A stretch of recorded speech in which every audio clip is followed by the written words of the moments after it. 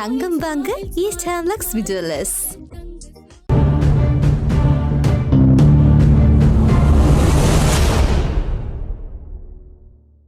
வணக்கம். மற்றும் ஒரு உண்மையினர் நிகழ்ச்சியோடு இணைந்திருக்கின்றோம். இலங்கை தமிழரசு கட்சியை விட்டு புதிய தமிழரசு கட்சியை உருவாக்க தாயகத்தில் உள்ள புலம்பெயர் நாடுகள் மற்றும் இந்தியாவில் உள்ள தமிழ் தேசியவாதிகள் ஆலோசனை நடத்தி வருகின்றனர் என அரசியல் வட்டாரங்களை மேற்கோள் காட்டி தகவல் வெளியாகியிருக்குது. இதனிடையே தமிழரசு கட்சியின் 6 நாடாளுமன்ற உறுப்பினர்களின் ஆதரவு இதற்கு உள்ளது என்றும் தகவல்கள் வெளியாகியுள்ளன. இணையதளத்தில் வெளியாகும் தொடர் கட்டுரைகளையோ இந்த தகவல்களை வெளியாகியிருப்பதை நாம் பார்க்கக்கூடியதாக இருக்கிறது. குறிப்பாக ஜாலிலிருந்து வெளிவருகின்ற பத்திரிகைகளிலும் கூட இந்த செய்திகள் பிரசுரிக்கப்பட்டிருக்கின்றன. இந்த தமிழரசின் சமகால தலைமைகளால் இந்த கட்சி தப்பி பிழைக்க வாய்ப்பில்லை என்று உறுதியாக நம்பும் நிலையிலேயே புதிய தமிழரசு ஒன்றை உருவாக்குவது குறித்து இலங்கை, இந்திய, புலம்பெயர்ந்த நாடுகளின் தீவிர தமிழ் தேசிய பக்தர்கள் இரவு பகலாக ஆலோசித்து வருகின்றார்கள் என்பது தெரிய வந்திருக்கின்றது. மருத்துவர் சத்தியலிங்கத்தின் தேசிய பட்டியல் நியமனம், ஸ்ரீமாபோ பண்டாநாயக்க ஆட்சியில் சுதந்திர கட்சியின் ஆதரவாளர்கள் இருந்து விடுதலை புலிகளின் தலைவர் பிரபாகரனால் துரோகி என்று சுட்டுக் கொல்லப்பட்ட ஜாழ் மாநகர சபையின் முன்னாள் மேஜர் அல்பர்ட் துரையப்பாவின் வலதுகரமாகவும் முதுகெலும்பமாகவும் செயற்பட்ட CVK சிவஞானம், அதேபோன்று தமிழரசு கட்சியின் பதில் தலைவராக நியமிக்கப்பட்டவை பதில் செயலாளர் சத்தியலிங்கத்துக்கு சுகையினம் என்று கூறி பதில் செயலாளர் பதவியை சுமந்திரன் சுருட்டியிருப்பது போன்ற காரணங்களால் இனியும் தமிழ் அரசை திருத்த முடியாது என்ற நிலைக்கு தமிழ் தேசிய தீவிர சக்திகள் வந்திருக்கின்றன. இவையே புதிய தமிழ் அரசு கட்சியை உருவாக்க காரணம். தமிழரசு கட்சியின் 8 நாடாளுமன்ற உறுப்பினர்களில் கிழக்கில் 4 வடக்கில் 2 புதிய தமிழரசு அமைவதில் உடன்பாடுடையவர்களாக இருக்கின்றார்கள் என்று தமிழ்நாட்டில் உள்ள ஒரு மூத்த தமிழ் தேசியவாதியின் வட்டாரத்திலிருந்து இந்த விடயங்களெல்லாம் அறியக்கூடியதாக இருந்தாலும் சுமந்திரன் அணியைச் சேர்ந்த சாணக்கியன் சத்தியலிங்கத்தை தள்ளி வைத்து இந்த திரைமறைவு முயற்சிகள் இடம்பெறுகின்றது. கிழக்கின் தெற்கு எல்லையை பிரித்த B2B செயற்பாட்டாளர்களும் தமிழரசு கட்சி தந்தையின் பேரரும் இந்த திரை மறைவுக்கு முயற்சிகளை முக்கியமானவர்கள்.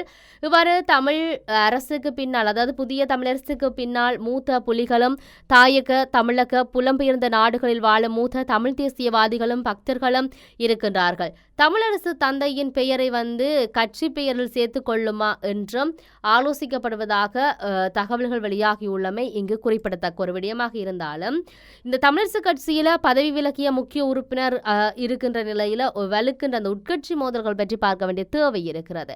இலங்கை தமிழரசு கட்சியின் மண்முனை தென்னருவில் பெற்ற பிரதேச சபையின் முன்னாள் உறுப்பினர் காண்டிபன் அந்த கட்சியிலிருந்து விலகுவதாக தெரிவித்திருந்தார். குறித்த விடயத்தை தமிழரசு கட்சியின் பதில் பொதுச் செயலாளருக்கு அனுப்பியுள்ள கடிதத்தில் அவர் சொல்லியிருக்கிறார்.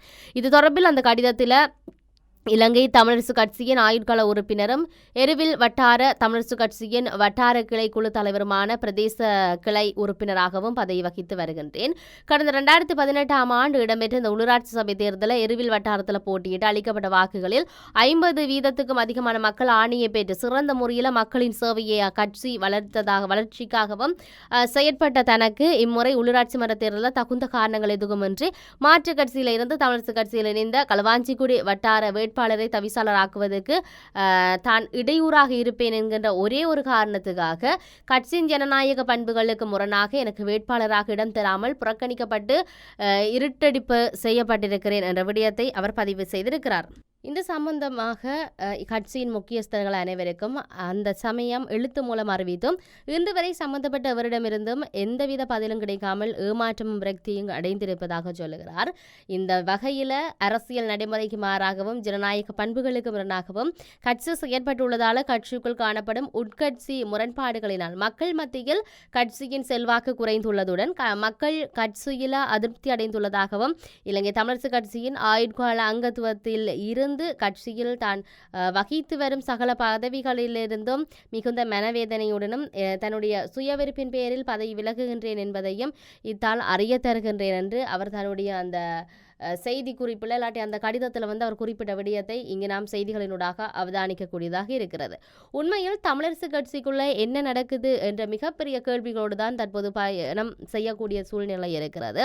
முன்னர் இருந்த தமிழரசு கட்சி மக்களுடைய செல்வாக்கு என்பது அந்த கட்சிக்கு இருக்கா, இல்லாட்டி இப்பொழுது இருக்கக்கூடிய தமிழ் தேசிய மக்கள் முன்னணியானது ஒன்றிணைந்து செயற்படுவதற்கான பல கோட்பாடுகளை முன்வைக்கின்றது. அப்போ அந்த இணக்கம் என்பது இருக்குமா, இல்லையென்றால் சிறுசா பிரிந்து இருக்கக்கூடிய அனைத்து கட்சிகளையும் ஒன்றிணைந்து இணைந்து தமிழ் தேசிய கூட்டமைப்பானது தமிழரசு கட்சியின் கீழ செயற்படுமா என்ற மிகப்பெரிய கேள்விகளோடு இருக்கின்ற பொழுது இந்த தமிழரசு கட்சியில் பதவி நிலைகள் சார்ந்து ஒரு போட்டித்தன்மை இருக்கிறது. யார் முன்னுக்கு இருப்பார்கள், யார் பின்னுக்கு இருப்பார்கள் என்ற மிகப்பெரிய கேள்விகளோடு எல்லாம் இருக்கின்ற பொழுது சுத்தி அதுக்குள்ள ஒரு உட்கட்சி பூசல் இடம்பெறுவதைத்தான் நாங்கள் அவதானிக்கக்கூடியதாக இருக்கிறது. இவருடைய ஆள் என்றவாறான பல செயற்பாடுகள் நகர்ந்து கொண்டிருப்பதை நாங்கள் அவதானிக்கக்கூடியதாக இருக்கிறது. இருந்தாலும் பல விமர்சனங்கள் வருகின்றது. இதிலும் குறிப்பாக பல போராட்டங்கள் ஆர்ப்பாட்டங்களில் இருக்கக்கூடிய அனைத்து கட்சிகளின் அமைப்பினர்களாக இருக்கட்டும், இல்லாட்டி பிரதிநிதிகளாக இருக்கட்டும், இல்லை என்றால் நாடாளுமன்ற உறுப்பினர்களாக இருக்கட்டும், ஏதோ ஒரு இடத்தில் திரண்டு நிற்பார்கள். அதை பார்க்கின்ற பொழுது கொஞ்சம் சந்தோஷமா இருக்குமாக, இவர்கள் எல்லாம் ஒன்று சேர்ந்து விட்டார்கள், இனி வருகின்ற காலத்தில் ஒற்றுமையாக. ஆனால் அதுதான் இன்று வரைக்கும் இடம்பெறுவதில்லை.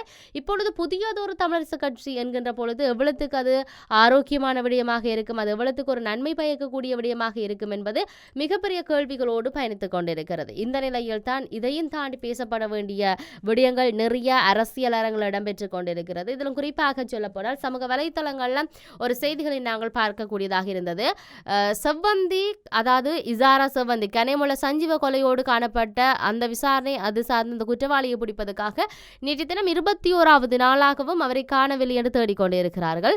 அதே போன்று காவல்துறை மாதிபர் முன்னாள் தேசபந்து தென்னக்கோனை தேடிக்கொண்டிருக்கிறார்கள்.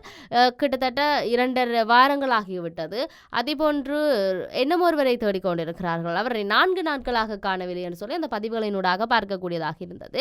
இந்த தேரர் போல வீடமிட்டு இப்பொழுது தேசபந்து தென்னப்போன் நடமாடி திரிவதாகவும் அவர் சிக்குவாரா என்ற மிகப்பெரிய கேள்விகள் இப்பொழுது இருக்கிறது. தேடப்படுகின்ற முன்னாள் காவல்துறை மாதிபர் தேசபந்து தென்னக்கோன் விகாரி ஒன்றில் தேரர் போல வேடமிட்டு நடமாடுவதாக தகவல்கள் கிடைக்கப்பெற்றிருப்பதாக இளம் ஊடகவியலாளர் சங்கத்தினுடைய செயலாளர் பசீர் சொல்லியிருக்கிறார். இந்த விடயத்தை ஒரு ஊடக நிகழ்ச்சி ஒன்றில் கலந்து கொண்டு பல விடயங்களை சொல்லுகின்ற பொழுது இந்த விடயத்தை சொல்லி இருக்கிறார்.